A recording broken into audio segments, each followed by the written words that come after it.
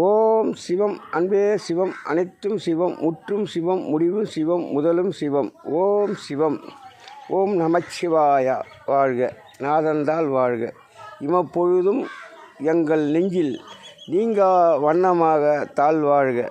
இறைவன் அடியேன் போற்றி, ஈசன் அடியேன் போற்றி, தேசன் அடியேன் போற்றி, சிவசேவடியே போற்றி. ஓம் சிவம் அன்பே சிவம்.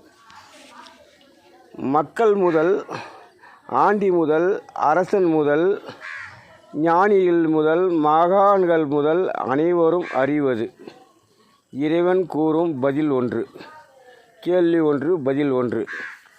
இதுவரை இவ்வுலகத்தில் பூமியில் பசுமை இடைவெளி விரிந்து கடந்ததால் மனிதன் செல்லும் வழிக்கு ஏற்றவாறு இறைவன் வழி செய்து வந்தார். இனி பூமியில் பசுமை இடைவெளி எந்த அளவுக்கு வேகமாக அழிந்து செல்கிறது என்றது நாம் கண்ணு முன்னே காண்கிறோம். ஆனால் நாம் அதை அறிந்து உணர்வதற்கு நேரம் கிடையாத அளவிற்கு மக்கள் உழைக்கும் பாதையில் அவர்கள் குடும்ப சூழ்நிலையை கண்டு அவர்கள் வாழ்கிறார்கள். இதை அறிந்து உணர்ந்து ஆய்வு செய்து மக்களை பாதுகாக்க வேண்டியவர் யார்? அரசியல்வாதி, அதாவது அரசன். அவர்களே மனிதன் போன்று மனதில் பட்டவாறு செயல்படுகிறார்கள். அதன் விளைவு இதுவரை எப்படி போனாலும் செயல்பட்டிருக்கலாம், அவர்களும் செயலாற்றியிருக்கலாம், மக்களுக்கு நன்மை செய்திருக்கலாம், தொண்டு செய்திருக்கலாம், உதவி செய்திருக்கலாம். ஆனால் இனி பூமியில் இடைவெளி மிக வேகமாக குறைந்து வருவதால் உயிரினங்கள் அதிகரித்து உள்ளது. பூமி சிறிதாகி வருகிறது. கடலில் நீர் நிறைந்திருப்பதாக காண வேண்டாம். காரணம், மனிதன் எந்த அளவுக்கு ஆளாகி வளர்ந்து வாழ்ந்து மறைகிறானோ அவன் உடல் அனைத்தும் மண்ணாகி போகின்றது. அந்த மண் கடல் ஆழத்தை நிரம்பி மேற்கொண்டு கடல் ஆழத்தை நிரப்பி கொண்டு நீரை மேல் நோக்கி கொண்டு வருகிறது. காரணம், மனிதர் குலம் வாழ்வதற்காக இறைவன் வழி செய்து வருகிறார். இந்த நிலை இன்னும் 20 ஆண்டில் மிக கொடுமையாக இருக்கும். அன்று நாம் இறைவனிடத்தில் முறையிடுவதோ இல்லை அரசிடத்தில் முறையிடுவதோ எந்த பயனும் இல்லை. ஆகையால் அனைவரும் அறிந்து உணர்ந்து நல்வழிப்படுத்த இறைவன் கூறும் ஒரே ஒரு பதில் என்னவென்றால், நாம் வளர்க்கும் எத்தனையோ இதில் ஆயிரக்கணக்கில், நூற்றுக்கணக்கில், கோடிக்கணக்கில் பொருள் உள்ளது. இருந்தாலும் மனிதர் அறிந்து கொள்ளும் அளவிற்கு நாம் வளர்க்கும் நாயாகட்டும் இல்லை பொது தெருவில் திரியும் நாய்களாகட்டும், அந்த நாய்கள் உடல் உறவு காம உணர்வில் செயல்படும் போது ஒரு பெண் நாயிடத்தில் ஆண் நாய் 5, 6 என்று அது பின்னே சுற்றி வருகிறது. இதில் அந்த ஆண் நாய் என்ன செய்யும்? சுற்றி வரும்போது ஒரு பெண் நாய் உடல் உறவு கொள்ளும்.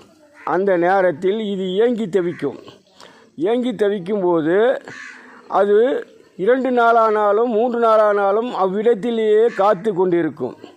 அதுவரை அதன் உடல் உறுப்புகள் மிக வேகமாக பாதிக்க செய்கிறது. காரணம், உணவின்றி பட்டினி கிடக்கின்றது.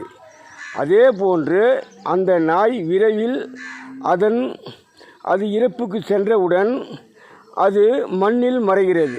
மண்ணில் மறைந்த நாய் மீண்டும் மண்ணாகிறது. இடையில் மழை வந்தால் அந்த நாயின் உடல் அதில் கலைந்து நீரிலும் பல இடத்தில் முடிவில் கடலிலும் போய் சேர்கிறது. நாம் உப்பாக உண்டு வாழ்கிறோம். நாம் இதெல்லாம் அறிவது இல்லை. ஆகினால் அந்த நாய் எவ்வாறு செயல்படுகின்றதோ அவ்வாறே மனிதன் செயல்பட நிலையில் வந்து கொண்டிருக்கிறான். இதுபோன்ற அந்த நாயின் உடல் என்று எங்கு மண்ணாகி போனதோ, இல்லை பறவை, குருவிகள், காக்காய்கள், பல பிராணிகள் உண்டு வாய்ந்தாலும் அது அங்கங்கு எச்சமிடும்போது அங்கெல்லாம் அந்த நாயின் உடல் விரிந்து செல்லும். அங்கு பசுமை செடிகள் முடிந்தாலும் சரி, பசுமை கொடிகள் வளர்ந்தாலும் சரி, பசுமை மரம் வளர்ந்தாலும் சரி, அந்த பசுமையிலிருந்து உருவாகும் காற்று, அந்த காற்றை மனிதன் சுவாசிக்கிறான். மனிதன் சுவாசிக்கும்போது அந்த நாய் எவ்வாறு செயல்பட்டதோ, எவ்வாறு வாய்ந்ததோ, எவ்வாறு இயக்கத்தில் இருந்ததோ, எவ்வாறு ஒன்றோடு ஒன்று மோதி கொண்டதோ, அது போன்ற நிலையெல்லாம் மனிதனுக்கு அந்த காட்டின் மூலமாக உணர்வில் உருவாகும்.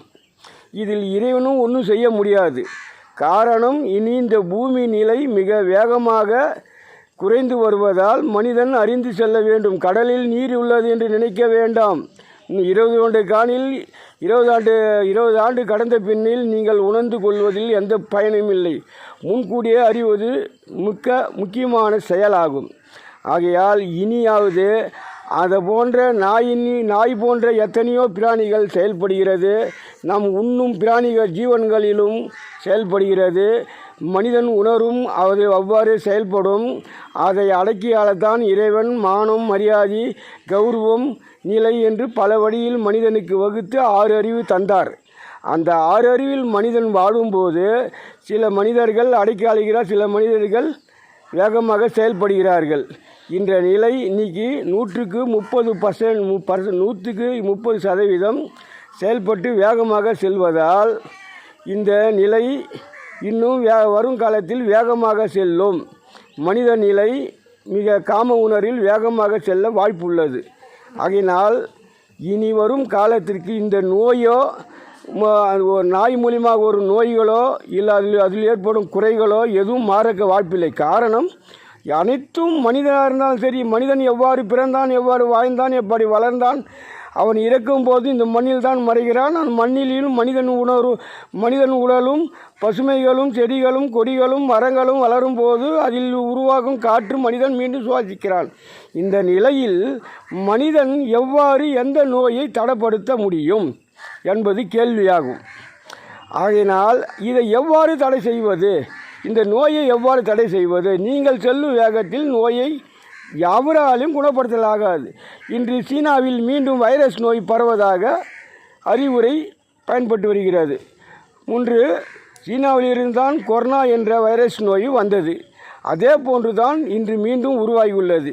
இறைவன் ஏன் விட்டு இதை கொண்டு வரார் என்றால், பூமி நிலையை கருதி மக்களை பூமியில் இருக்கும் மக்களை வாழ வைக்க அவர் கொண்டு வரார்.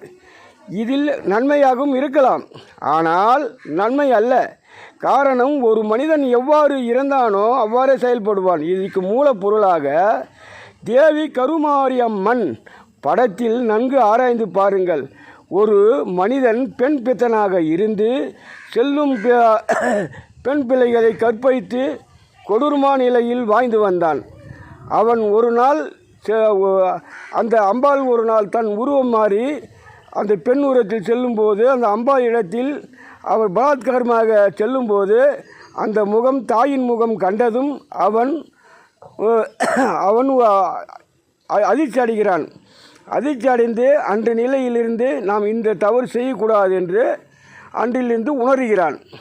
இருந்தாலும் அவன் முன் செய்த தவறு, அந்த பிழைகள் மாறிவிடுமா? அவன் உடலில் ஏற்பட்ட ரத்தம் மாறிவிடுமா? அவன் குணவசதி மாறிவிடுமா? அவன் பார்ப்பதற்கு ஞானியாக மாறுகிறான். பல தத்துவங்களை சொல்கிறான், பல லீலைகளை சொல்கிறான், தெய்வத்தின் நிலையை.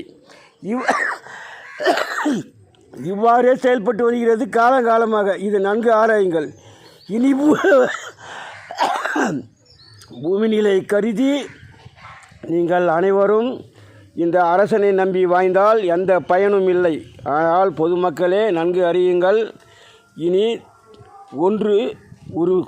ஒன்று தேர்தலை அடியோடு ரத்து செய்ய வேண்டும். அரசியல்வாதிகளெல்லாம் அவர் பிழைத்துக்கொள்ள எத்தனையோ வழிகள் உள்ளது.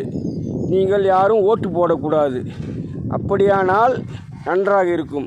அல்லது ஓட்டு போடும் உரிமை ரத்து செய்ய முடியாதுன்னு அரசு சட்டத்தில் செயல்பட்டால் கவர்மெண்ட் துறை என்று தனி அதிகாரம், அங்கீகாரம் பல வழியில் செயல்பட்டு வருகிறது.